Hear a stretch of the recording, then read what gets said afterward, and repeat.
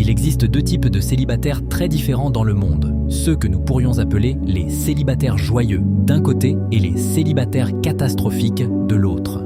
Le premier type était peut-être en couple il y a 5, 6 ou 7 ans. Ils ne comptent plus vraiment à ce stade. Ils espèrent trouver quelqu'un un jour, mais s'ils ne le font pas, ils peuvent tolérer leur propre compagnie, peut-être jusqu'à la toute fin. Ils ont de bons amis, ils voyagent, ils s'adonnent à leur passion.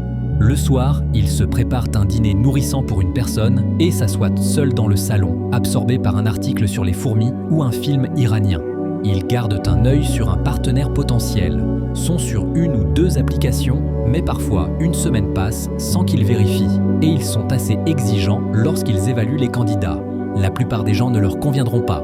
Ils ne laisseront entrer quelqu'un dans leur vie que s'ils sont totalement convaincus que la personne est très attirante, gentille et sur la même longueur d'onde. Sinon, ça n'en vaut pas la peine.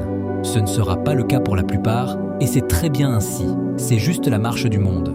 Comparez cela avec le célibataire catastrophique. Il est dans un état de frénésie depuis qu'il a quitté sa dernière relation le 10 février à 21h30 ou peu importe la date gravée sur son cœur meurtri. Quel que soit son âge, il est toujours persuadé qu'il est déjà bien trop tard. Il est sur le point d'atteindre 30, 56 ou 74 ans et alors tout sera fini. Il sera relégué au cercle inférieur de l'enfer, réservé aux lépreux de la solitude. Dans son désespoir, il s'inscrit sur toutes les applications disponibles, les vérifie toutes les heures, en fait, chaque minute. Il enchaîne les rendez-vous, 2 ou 3 par jour certains week-ends s'il le peut. Il ne prête pas tant attention à la qualité. Un ami pourrait vite lui dire que les candidats ne conviennent manifestement pas. L'essentiel pour lui est de rester occupé tout le temps. Qu'est-ce qui explique de telles différences radicales ? Pourquoi certains membres de l'espèce sont-ils d'une façon et les autres de l'autre ? La différence réside entièrement dans ce que le célibat signifie aux yeux de chaque catégorie. Pour le célibataire joyeux, cela signifie simplement que la bonne personne ne s'est pas encore présentée et ne le fera peut-être jamais. Surtout, cela ne dit rien sur lui. Cela n'indique pas qu'il est horrible, corrompu, laid, stupide, faible ou méchant. Cela n'affecte pas son droit fondamental d'exister, sa dignité et sa bonté fondamentale. Cela signifie juste, tout simplement, que la bonne personne n'est pas là. Alors que pour le célibataire catastrophique, la solitude est chargée des associations les plus effroyables. C'est un rappel de ce qu'il sait profondément, ce qu'il craint et ce qu'il fuit constamment. Qu'il est une personne épouvantable, qu'il y a quelque chose de vil et de dégoûtant en lui, que personne ne veut de lui, qu'une vérité hideuse se cache en lui et que tout le monde se moque de lui ou le plaint. De ces deux visions de soi découlent deux conséquences énormes. Le célibataire joyeux sera juste cela, joyeux et en paix.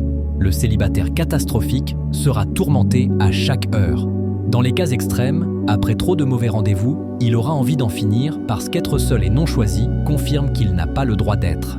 Qu'est-ce qui explique ces deux façons de voir les choses ? Comme toujours, c'est l'enfance. La façon dont nous nous percevons aujourd'hui est l'héritage de la façon dont nous avons été perçus dans nos premières années par les autres. Notre évaluation en tant que célibataire est un indicateur de nos ressources émotionnelles. Certains d'entre nous, ceux qui ont besoin d'être en couple tout de suite, ont été gravement négligés étant enfants, délaissés au profit d'un frère ou d'une sœur peut-être.